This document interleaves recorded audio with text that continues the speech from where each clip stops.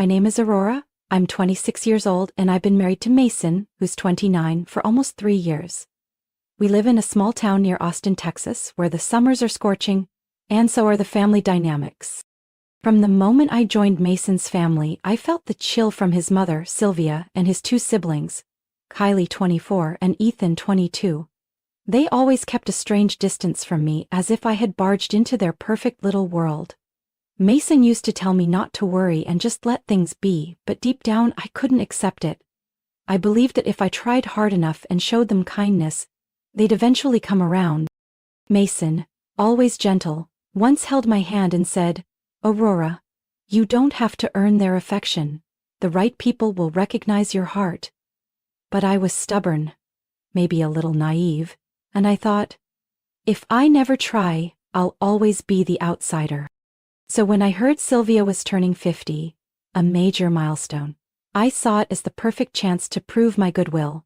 I would throw her a birthday party to remember, something that might rewrite the old impressions. I started planning everything in early April, personally picking the venue, the menu, and the decorations. I chose an upscale French restaurant in downtown Austin. Sylvia had once told Mason how much she loved the French dinners there. I contacted the restaurant management, put down a sizable deposit to reserve the weekend of her birthday, and asked the chef to create a custom menu based on her favorite dishes. I didn't just want to host a dinner, I wanted this to be an event that showed I saw her as family. I reached out to her longtime friends and sent out invitations printed on custom-assigned cards. I even considered preparing a short video of family memories to play at the end of the evening. Throughout the planning, I tried to involve Kylie and Ethan, hoping we could work together on something meaningful. But all I got back were shrugs and cold replies like, "If you want to do it, go ahead." Not only did they refuse to help, they seemed irritated whenever I brought up the party. Mason saw it all. One evening as I was putting together the guest list, he sat beside me with a worried look. "Aurora," he said gently, "I know you mean well. But I'm afraid you're only setting yourself up to be hurt." I looked up and gave a half smile. "I'll be okay. Just this once. Maybe it'll make a difference." I didn't want to believe my efforts were pointless. I had to believe that kindness, even misunderstood, would eventually be appreciated. As the party day drew closer, I was filled with nervous excitement.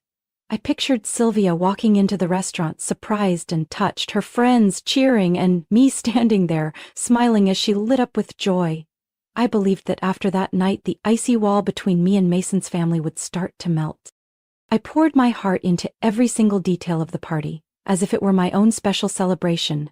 Nobody asked me to do it, I just did, spending countless long nights making sure everything was perfect. The restaurant I chose was Les Jardins, a well-known French spot with a warm vintage ambiance where Sylvia had once shared lovely memories with her late husband. As soon as you walk in, there's a soft scent of jasmine in the air and sparkling crystal chandeliers like tiny stars. I wanted that place to feel like a doorway to the happiest years of her life. I reserved a large private room overlooking a lavender garden, asked for candlelit tables, and had framed black and white family photos placed around the space. I carefully picked the tablecloths and dinnerware to match Sylvia's style. Elegant, understated. The menu wasn't basic either. After several consultations with the head chef, I settled on her favorite traditional French dishes: seafood tart, French onion soup, beef bourguignon and red wine sauce, and millefeuille for dessert. Every course was like a love letter to her youth. I also personally created the guest list: old friends from her book club, distant relatives, and former co-workers I had to track down through Mason's friends. I customized each invitation, handwriting notes and including a map to the restaurant. Night after night I wrote until my fingers ached, but my heart was hopeful. While I was deep in preparations, Kylie and Ethan acted like none of it mattered to them. One time I asked, "Kylie, would you like to help pick a song for the opening? I think Sylvie would be thrilled if you joined in." Kylie smirked without even looking up from her phone. "You're throwing the party, you decide, I'm busy." Ethan was even more blunt. When I asked if he wanted to weigh in on the menu, he scoffed. "Why bother? She's just going to complain anyway." His words felt like cold water thrown at all my effort, but I told myself, it's fine. I'm not doing this for praise. I'm doing it to stay true to myself. The party wasn't cheap either. Just the deposit for the venue and the custom menu cost over $4,500. 0 cents. Not including decorations, invitations, and the personalized gift I got for Sylvia. A white gold bracelet engraved with the names of her 3 children. Something I thought might truly touch her heart. Mason knew everything, but he didn't interfere. He let me lead the way, though sometimes I caught a flicker of concern in his eyes. Are you sure about this? I'm sure, I smiled, hiding the growing unease inside me. Every day I poured myself into the details like a patient artisan. I pictured Sylvia's face glowing with surprise and joy as she walked into the room, overwhelmed by how much care had gone into it. I kept thinking, any mother, any at all, seeing someone put in that much love, would surely feel moved. What I didn't know was that in less than 24 hours that beautiful vision would shatter like glass on cold stone. And from that moment on, my life with Mason's family would turn to an entirely different page. One that could never be turned back. That day, Mason and I went to his mother's house to officially invite her to the party. On the way, I clutched the invitation card with all the details, heart pounding with anticipation. I imagined Sylvia tearing up, hugging me, and all our misunderstandings melting away. When we arrived, Kylie and Ethan were already there, sprawled on the couch, glued to their phones, barely looking up when they heard the door open. Sylvia was out on the porch, trimming her flower pots, looking as busy as ever. I walked up, smiling, handed her the card with both hands. I'd love for you to join us at Le Jardin tomorrow night. Please take this evening just for yourself. Everything has been prepared just for you. Sylvia took the card, glanced over it, then looked up at me. At first, she gave me a faint smile, polite at best. I exhaled a small breath of relief. But that flicker of hope lasted no more than a few seconds. Oh, thank you, Aurora, she said, her voice so sweet it sent a chill down my spine. It was fake to the bone. But... She dragged out the word, her eyes gleaming coldly. I won't be coming. I froze. The room felt like it turned to ice. Mason frowned, while Kylie and Ethan exchanged smug looks like they were about to watch some juicy drama. Well, why not? I tried to keep my voice steady, though my hands had started to tremble. Sylvia placed the invitation on the table and sighed, feigning regret. I want my 50th birthday to be a family gathering. People who are truly family, you understand? I consider my longtime friends family too, but not you, Aurora. You're just an outsider. Each word cut like a tiny blade, tearing through the hope I had left. I swallowed hard and looked at Mason. His fists were clenched, his face dark. Kylie gave a little cough, acting annoyed. Not a big surprise, what's the shock about? Ethan chimed in, not even hiding his glee. Everyone already knew, except you. Their words, casual but cruel, hit my pride like stones. I took a deep breath to keep the tears back. One last attempt to salvage it, I asked, do you even know who I invited? Your closest friends, the people you always said you cared about. I made sure the menu had all your favorites. Sylvia shrugged, her face indifferent in the most heartbreaking way. I know. But your presence would make me uncomfortable. And if you really cared about how I feel, then you wouldn't come. The room spun, everything I had hoped for shattered right in front of me. I stood tall, forcing all my anger and pain into each breath. Very well, I said, my voice colder than ever. If I'm not your family, don't expect anything from me again. Sylvia's face darkened, but before she could say a word I turned and walked out, Mason trailing behind me, his face pale with fury. Behind us I heard Kylie giggle. Talk about embarrassing yourself. That one sentence was the final nail in the coffin of everything I had poured into that party. On the drive home, no one said a word. Mason gripped the steering wheel so tight his knuckles turned white. I just stared out the window, where the night swallowed the last flickers of hope inside me. That night, back home, I sat motionless on the couch, staring at the invitation Sylvia had left behind on the table. My heart felt like it was carrying the weight of every effort, every bit of care I had given, crushed without a second thought.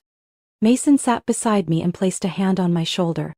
You don't deserve to be treated like this, he said softly, his voice tight with restrained anger. I lifted my head, feeling something shift inside me. If they didn't want me in their lives, then I wasn't going to keep playing the background character in a story where I was never respected. Without hesitation, I grabbed my phone and called Les Jardins. "Hi, I'd like to cancel the party I booked for tomorrow," I said firmly. "We've got a lot." "Are you sure?" the manager asked. I closed my eyes, gripping the phone tightly. Yes. But instead of canceling completely, I want to turn it into a private celebration, with my real friends and chosen family." Within hours, I texted my closest friends, Emma, Brooke, and Madison, my rock-solid circle through every high and low. I even invited a few co-workers I genuinely adored. Everyone replied with excitement, especially when I said I needed a night to cleanse all the negative energy. The next morning, Mason and I arrived early at the restaurant to rearrange everything. I asked the staff to take down all the family photos of Sylvia and replace them with lavender wreaths, scented candles, and soft, warm lighting. The whole vibe shifted, light, joyful, and free of any heaviness. That evening, my friends arrived, filling the room with laughter and love. We raised our glasses not for any milestone but to celebrate friendship, strength, and dignity. Mason invited a few of his close friends too, and it became a real party, the kind filled only with joy and authenticity. In that glow, I couldn't resist posting a few photos online. There I was, glowing in the middle of people who truly loved me, raising my glass with a smile bright and clear. Less than an hour later, my phone wouldn't stop buzzing. A message from Kylie. "You're seriously petty and selfish. You ruined my mom's 50th birthday just to feed your pathetic ego." I read it again and again, then scoffed. The irony. The ones who did nothing, who didn't lift a finger, were now blaming me? I typed back without hesitation. "Your mom never wanted me there in the first place. I'm just enjoying the party I paid for. Have a nice evening." I didn't wait for a reply. I shut off my phone, dropped it in my purse, and turned back to my friends. No one was going to ruin a single second of this night. Deep down, I knew I'd done the right thing. I didn't feel guilty. I didn't second-guess whether I had tried hard enough. I gave them every chance, and they chose to reject it. That night, as we got home, Mason held my hand tightly under the soft glow of the hallway light. He didn't have to say anything. His eyes said it all: pride, love, and deep, unwavering understanding.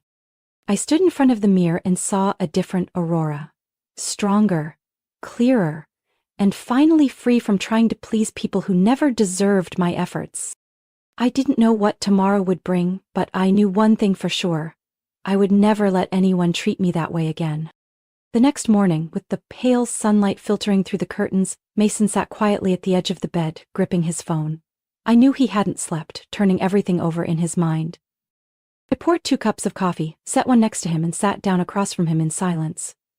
Finally, Mason exhaled deeply, his voice low and heavy, like each word carried a weight he could barely lift. "Uro, I've made up my mind. I'm cutting them off completely." I blinked, heart thudding. "You mean no more contact?" "Not just contact," Mason said, his tone firm. "I'm done sending them money. No more financial support. No more fixing the chaos they create." He leaned back against the wall, hands clasped together, eyes distant like he was remembering something painfully old. "I never told you the full story," Mason began, his voice tight.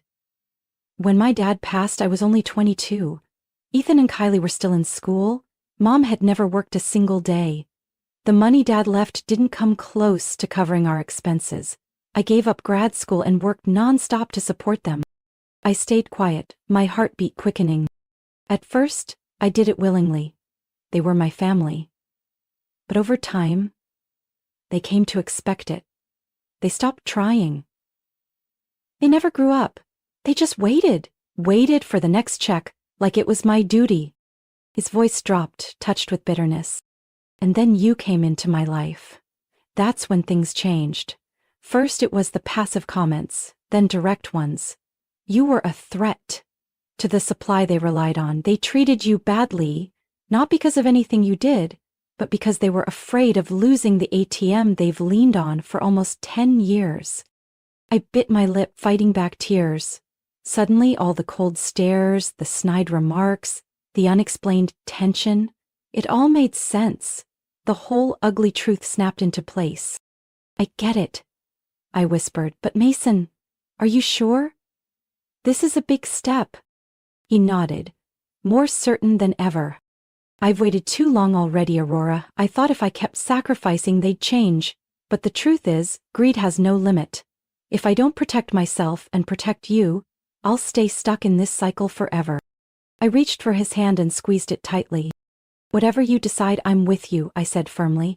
Mason smiled, the first real smile I'd seen in days. He leaned in and kissed my forehead. Thank you, Aurora. If it weren't for you, I don't think I'd ever have had the strength to do this. That very morning, Mason typed out a long message and sent it to Sylvia, Kylie, and Ethan. It was direct and to the point. From now on, he would no longer provide any financial support. He hoped they would grow up and become independent like actual adults. And if they couldn't accept that, then their relationship with him ended right there. Within minutes, Mason's phone lit up non-stop. Message after message came pouring in, blaming, threatening, even begging. I saw his expression falter for a moment, but he didn't respond to a single word. Instead, he set his phone down and wrapped his arms around me, like he was seeking peace in the only place he had left. I knew this was just the beginning. They wouldn't back down so easily. But at least, from that moment on, we had chosen to stand together, no longer letting anyone else dictate our lives. Just one day after Mason sent that message, the storm from his family hit without warning. A barrage of texts came in from Sylvia, Kylie, and Ethan. Every trace of civility was gone. The words were harsh, biting. So much so that I had to keep blocking them just to avoid being pulled into their spiral of negativity. You're a venomous snake, Aurora. You poisoned Mason and turned him against his own mother and siblings. A message from Kylie. You don't deserve to be his wife. If his father were still alive, he'd be ashamed of you. Ethan, with zero attempt to hide his disgust. Sylvia, my mother-in-law, wasn't any better. A long string of blame, accusations, and even threats. She claimed I had torn the family apart for my own selfish reasons. I stared at the phone, feeling a mix of anger and disbelief. They were acting like Mason was some sort of money dispenser and I was the thief who stole what they thought they were entitled to. Mason was different. He looked at each message, each missed call, without saying a word. Only his clenched fists showed the fire burning inside. I gently took the phone from his hands and set it on the table. You don't need to read any of this, I said calmly. Mason let out a breath and leaned his head on my shoulder. I know, I can't believe they were ever my family. We decided to block them on every platform, calls, messages, social media, even email. But even then, news about us kept trickling in through mutual contacts. Every day, someone would message to say Sylvia was going around telling people about her ungrateful son, or that Kylie was complaining her sister-in-law destroyed their family. One evening, while I was prepping dinner, Mason walked into the kitchen with a somber look. Aurora? You should probably know about this. What is it? I asked, plating the vegetables. He placed a file on the table. I just got this from the lawyer. Sylvia's planning to sue me for repayment of what she claims I owe them since... I froze. My utensils clattered against the plate. Owe them? But you've supported them for years, I nearly shouted. I know, Mason said with a bitter nod. But they're claiming that when I used part of my inheritance to start my business, I was stealing from the whole family. Now they want their cut. I sat down, stunned, like someone had just poured a bucket of ice water over my head. Mason looked at me, his eyes resolute. I'm going to fight this. I have nothing left to lose but my self-respect. Hearing that, I felt a deep wave of admiration for the man sitting across from me. Despite the betrayal, despite being turned on by his own blood, he still stood firm, grounded in pride and dignity that couldn't be shaken. The days that followed were filled with tension. Every time Mason left the house, I silently hoped he'd stay strong against the toxic mind games Sylvia and his siblings were playing. I also made a silent vow. I would not let anyone destroy the peace we had fought so hard to create. And, in a rare, quiet moment amid the chaos, I realized something. We weren't just fighting against his family's greed. We were fighting for our right to live freely, on our own terms, without the weight of relationships built solely on control and dependency. That evening, while I was finishing dinner and Mason was handling work emails in the office, the doorbell rang, fast and aggressive, like someone pounding out their rage onto our front door. I looked at Mason. He glanced up, his expression heavy. I think I know who it is, he said quietly. I took a deep breath and walked straight to the door. Through the small glass pane I saw Sylvia, flanked by Kylie and Ethan. Their faces were stone cold, eyes blazing with fury. I opened the door, staying right in the doorway, blocking them from entering. Aurora, we need to talk, Sylvia snapped, her voice sharp as ice. If it's just to insult me and Mason again, I don't see the point in wasting our time, I replied, strangely calm. But they pushed past me, like they had forgotten they no longer had any right to just walk into this house. Sylvia planted herself in the middle of the living room, looking around like she still owned the place, then turned to Mason, who had just stepped out of the office. Mason, I can't believe you treat your own family like this, all because of her. Kylie jumped in. She made you turn your back on your own blood. You're a disgrace. Ethan sneered. We put up with so much over the years and now you throw it all away for an outsider? I crossed my arms, meeting each of their stares. It was time to stop playing nice. An outsider? I said with a cold laugh.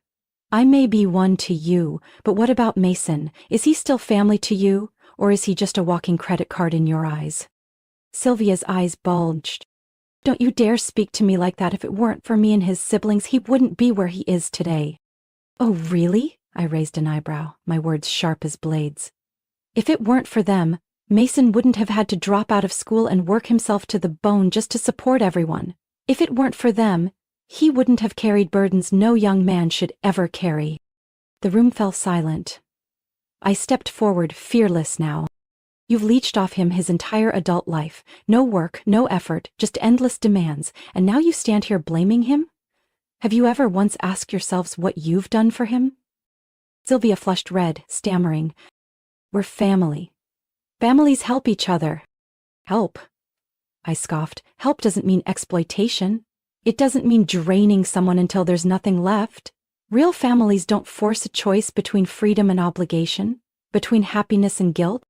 Kylie burst into tears, her go-to move. But I didn't flinch.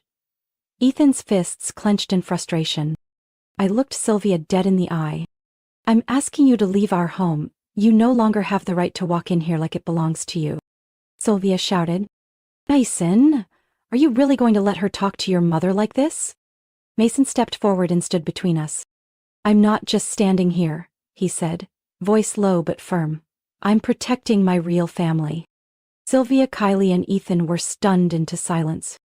If you still value this family, Mason continued, then it's time to stand on your own. Don't expect anything else from me. Without waiting for a reply, I opened the door and motioned them out. An eerie silence filled the air as they walked out, only the sound of shoes on hardwood and the wind rustling outside. When the door finally closed, Mason turned to me and pulled me into a tight hug, like we were trying to absorb each other's pain and wash it all away. I knew this wasn't the end, but at least today we stood up for ourselves.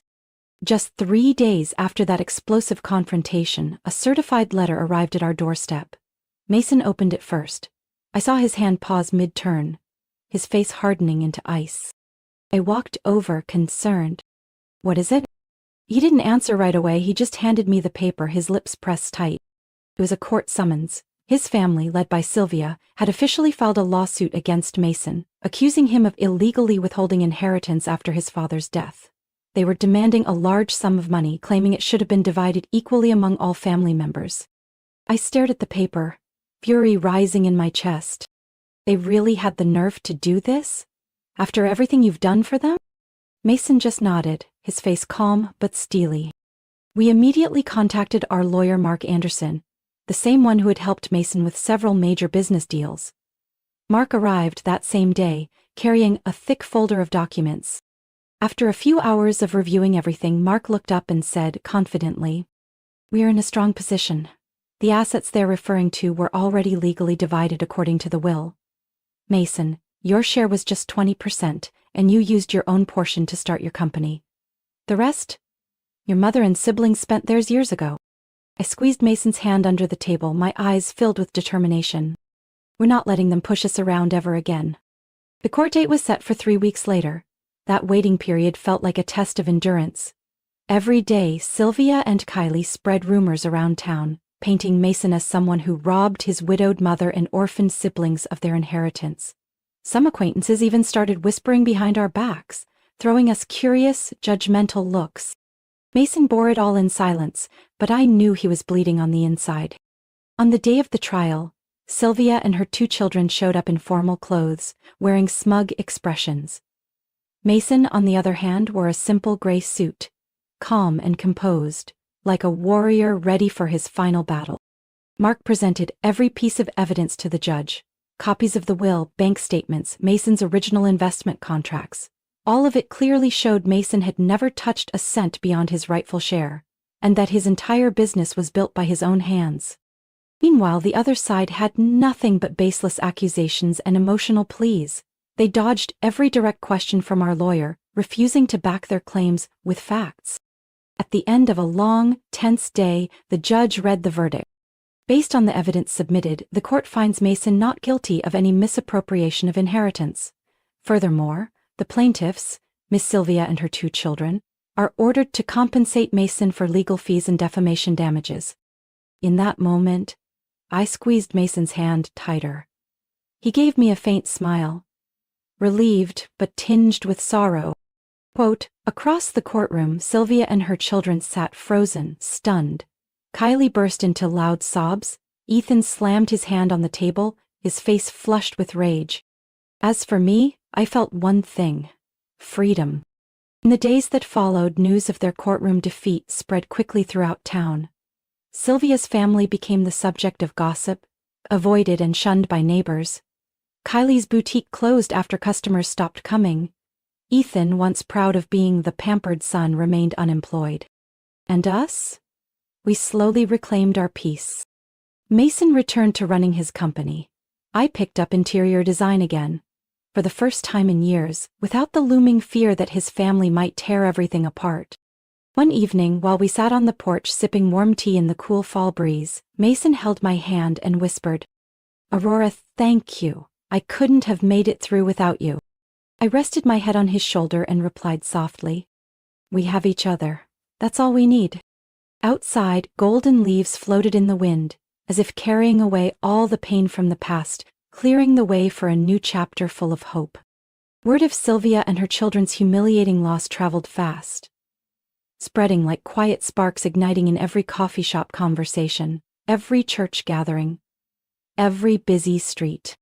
It didn't take long for even those who once stayed neutral to see them in a new light. The stories they had spun about Mason were now exposed as bitter jokes. Distant relatives who once kept in touch out of politeness finally cut ties.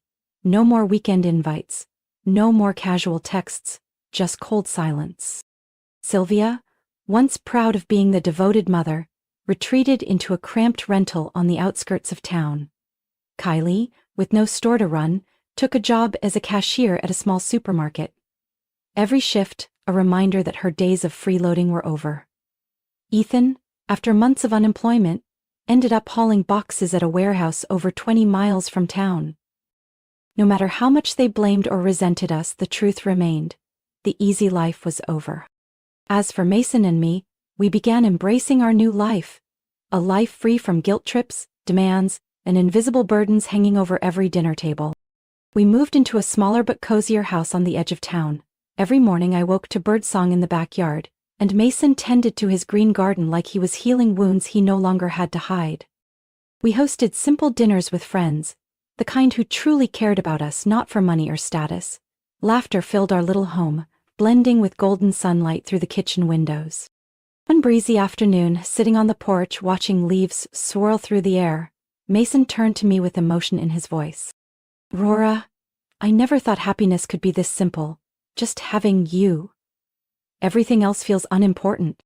As I took his hand, feeling its warmth spread into mine. "We've been through so much to get here," I whispered. "And I believe all that pain, it was leading us to this moment." We no longer resented the past, no longer mourned what was lost. Instead, we were grateful for the falls that taught us how to rise stronger, wiser, and to love more deeply. One day, while sorting old papers, I came across a letter Mason had written to me during the first year we met. In it, he said he hoped to someday build a home where love, respect, and trust lived above all else. I smiled, realizing that dream, buried for so long under years of noise and conflict, had finally come true. We had broken free from the heavy shadows of our past and stepped into the life we truly deserved, one of peace, freedom, and genuine love. Our story is proof that sometimes, to find real peace, you have to be brave enough to walk away from toxic relationships, even when they are tied by blood. Love, respect, and dignity should never be the price you pay for blind loyalty. Only when we stood up for ourselves did life truly begin.